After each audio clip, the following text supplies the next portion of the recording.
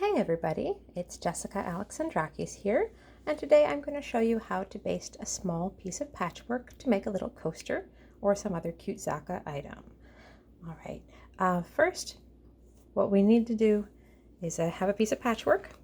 These are 2-inch squares, English paper pieced, and a little 9 patch.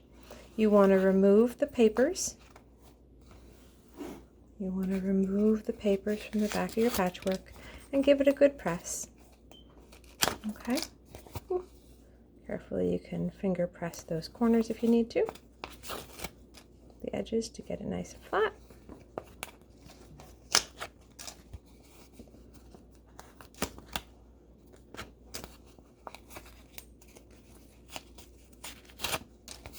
Forgive my paint on the back of my hand here. I went to the water slides earlier with the kids. Needed to stamp a hand to get in. Gosh, it's so much fun to be able to enjoy my kids this summer. Okay, so you take out all of your pieces. I do like to go over with an iron, of course, if you have one. And here I'm just finger pressing those edges just a little bit so they're flat. Move my templates out of the way. I have a piece of backing fabric. It's a batik, so it's a right side, same sides either side. What you want to do is cut a piece of backing fabric about 1 inch larger than your patchwork on all sides. Okay, and the first thing we'll do, take some masking tape. Oh, forgive me. I'm going to take some masking tape and secure this to my workspace, my table here. I'm going to start at that corner, just put it down, smooth it out down to here. I'm not pulling it incredibly tight, but I do want it to stay flat. This way it won't have any puckers on the back when I go to hand quilt it. Okay, I've got 4 pieces of tape on there now. This is not a very big piece, so I think that's all I need. You could, of course, do additionally here and here. Oh, my puppy's noisy. All right, the next thing you want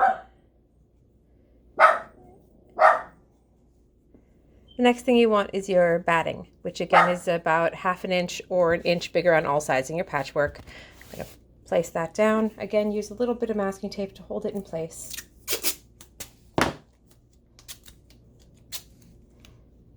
Really, it's not going to go too far. If I were doing, a full quilt, this would be different. But here, for a small hand done Zaka item, it's good enough. All right, after that, make sure you have curved safety pins if you have them. I do like to do a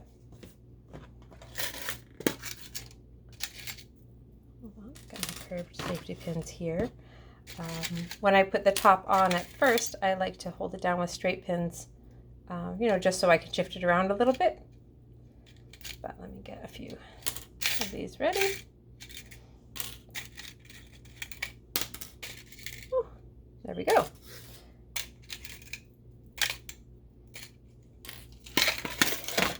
We're going to be pin basting this. As I said, I do want to take just a few straight pins to put it in place.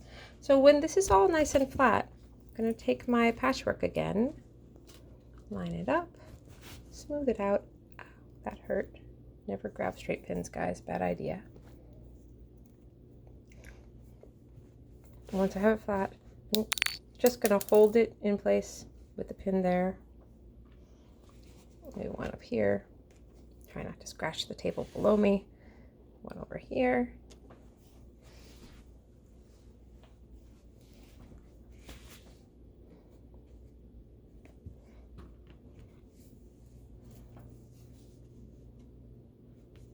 All right.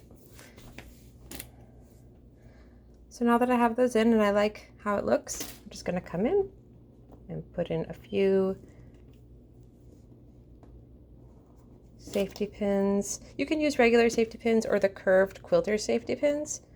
On a piece this small, it really doesn't matter because it's, going to fit in our hands anyway for the quilting. But you do want to make sure you're going through all 3 layers with these pins. Sometimes I sneak in underneath, pull it a little on and then go there. And once you put in your safety pins, you can remove the straight pins, as they were really just holding things down as we did the steps. When you're doing a big quilt, you know, you want to put your pins every hands width apart, about 4 inches. For this small piece that we are going to be hand quilting, we'll be, you know, handling it a lot. And so I'm going to suggest that you do put pins about every 2 inches, every 3 inches.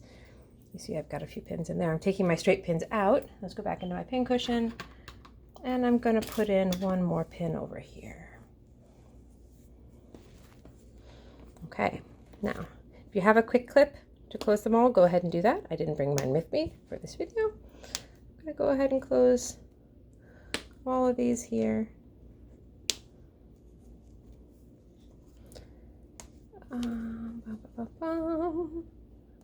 Oh, can be hell in your fingernails if you're not careful. All right, so I'm pretty much happy with how that looks. I'm going to go ahead and carefully remove all of my masking tape. And I have a nicely secured quilt sandwich. All right, many of you who are taking the Zoom class through the Uniondale Library may have completed this step already on your own. And if not, don't worry guys, you'll have a minute to do that together. From the back, you can see the pins a little bit, but there you go, nicely basted quilt sandwich.